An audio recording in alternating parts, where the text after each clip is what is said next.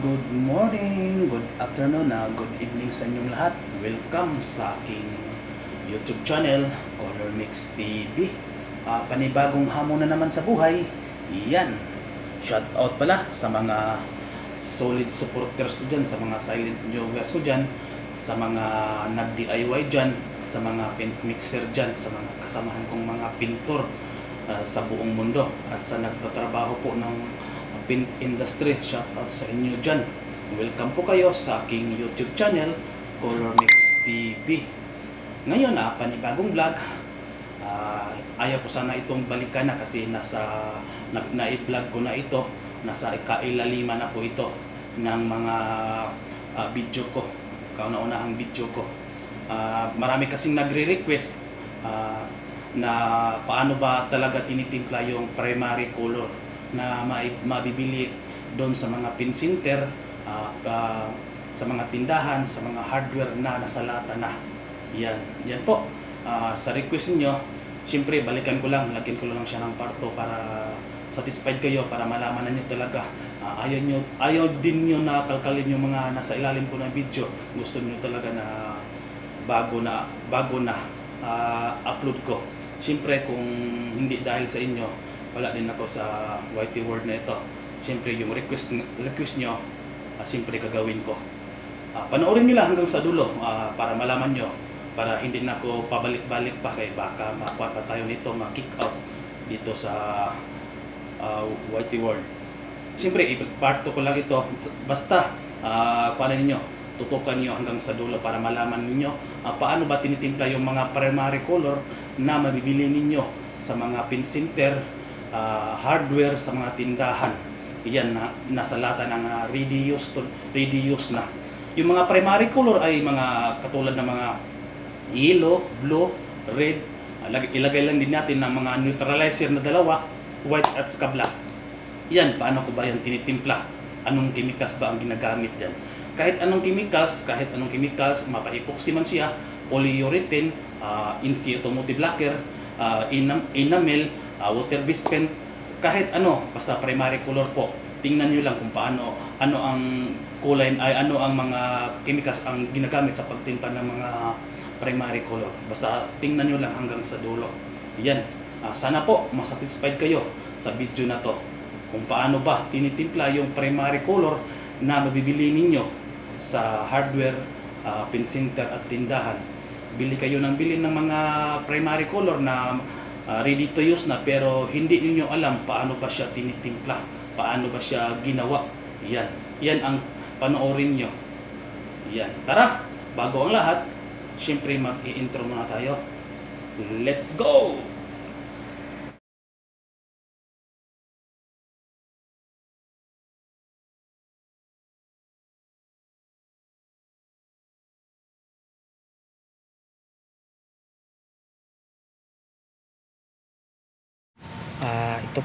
Ito po yung mga pangulay ng mga pintura. Hindi pa yan siya pintura, gagawa pa tayo ng pintura. Paano ba tinitimpla? Kasi marami kasi nagtatanong, hindi sila satisfied yung sa video ko na una. Gusto nila ngayon malaman nila paano ko daw tinitimpla talaga yung katulad ng mga primary color. Yung puti, paano daw yung naging pintura. Nung itim, paano daw yung naging pintura. Tapos yung lemon yellow, mga primary color, paano daw naging pintura. Ngayon po, nasa harapan nyo, ito po yung mga pangulay na magiging pintura. Yan, pag gumawa ka ng mga primary color o yung mga pintura na nabibinta dyan sa mga paint center, yan, bago naging pintura yan, syempre may halo yan siya. Kung gagawa tayo ng primary color or anong mga pintura, dapat kahit anong klaseng pintura, polyurethane, automotive, enamel, epoxy, or anong klaseng pintura, dapat pag gumawa ka ng pintura, dapat nag-umpisa yan sa clear. Yan, dito mag-umpisa yan. Yan. Ito po yung clear. Ito yung kung lagyan na itong pangulay, maging pintura na yan. Ito kasi yung main base ng pintura. Maging secondary siya, primary, kung anong gusto mong kulay na gusto mo. Yan. Ngayon ipakita ko sa inyo paano ko ba tinitimpla yung primary. example sa puti, sa itim, sa blue, paano yan naging primary, paano yan tinitimpla? Kasi doon sa pin center nasa lata na, paano ba yan tinitimpla? Yan kasi ang palaging tanong sa akin. Yan, tara ipakita ko na. Tara ipakita ko sa inyo paano tinitimpla yung primary color na white. Yan, timplahin natin. Siyempre yung members natin clear. Yan. Tapos yung pangulay natin na white. Yan. Haluin natin.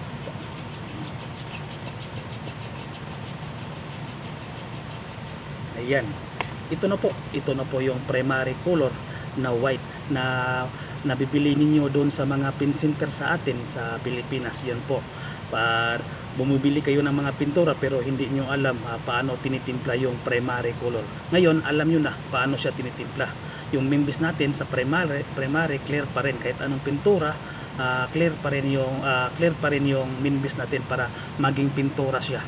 Ito na po ang pintura. Ito na po yung nabibili niyo doon sa mga tindahan na nasa lata na. Ito na po. Yan.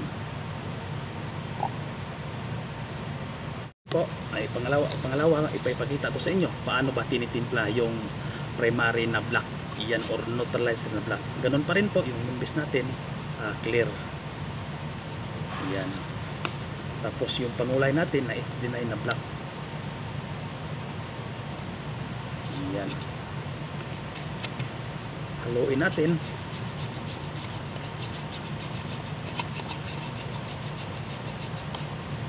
Yan.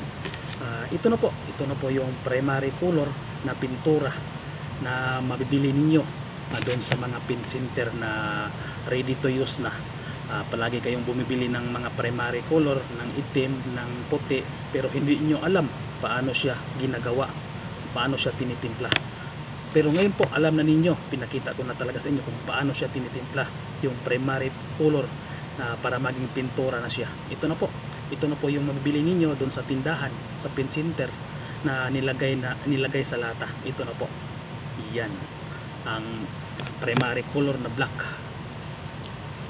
Ipakita ko pa rin sa inyo paano ba tinitimpla yung lemon yellow na primary.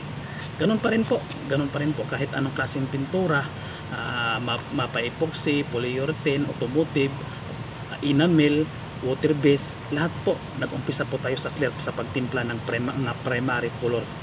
Yan. Tapos pangulay natin na lemon yellow. Yan. I-mix, halo natin. Yan. Tapos ito na po yung lemon yellow na mabibili ninyo doon sa mga pin center na nasa lata na. Ito na po, pintura na siya.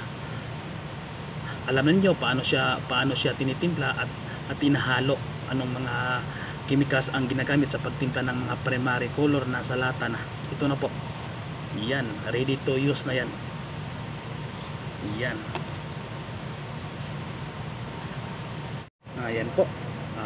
Ganun pa rin ang proseso po. Kahit anong kulay po, kahit anong mga primary color, mapa-red man siya, mapa-blue, basta ang pagtimpla namin ng mga primary color ay nag-umpisa talaga sa clear. Kahit anong chemicals po, mapa-epoxy, mapa-automotive, mapa-polyurethane, mapa-enamel, mapa-water base, kahit anong klase po ng pintura, umpisa talaga tayo sa clear sa pagtimpla ng mga primary color. Yan po, sa production namin po, naka-standard yan. Sa bawat litro po by grams yan sa isang galon. By grams pa rin yung timbang niya sa pangulay, kasi pag sumubra din yung pangulay, may posibilidad na matagal matuyo, may posibilidad na magkakrak yung pintura. Yan po, lahat po kahit anong. Yan po, sana po satisfied kayo sa mga nakita nyo. Yan, lahat po ng primary color dito, mapa-red man, lahat yung nakita ninyo. Yan po, mag-umpisa talaga tayo sa clear. Yung nabili nyo dyan na pa mga red sa tindahan na ready to use na, bili kayo ng bili pero hindi nyo alam paano siya tinitimpla, ano yung procedure niya. Ngayon alam nyo na paano magtimpla ng primary. Yun pala yung ilagay sa pagtimpla ng primary. Clear pala yun. Tama talaga yung nakita ninyo. Yan po. At salamat po. Sana po satisfied kayo sa mga sa nakita ninyo. Hindi ko na ito ulit-ulitin pa kasi kinuan ko lang, binalik ko lang ito kasi marami kasi talagang nagtatanong na paano talaga. Ang sabi ko naman na tingnan nyo lang yung doon sa una kong vlog, talaga nasa ilalim, kailaliman yon. Sana po satisfied po kayo. Salamat po sa inyo. Salamat po sa walang sawang suporta sa inyo. Salamat sa mga nag-abang palagi sa aking mga bagong upload na video. Salamat sa inyo at God bless at ingat kayo palagi. Yan.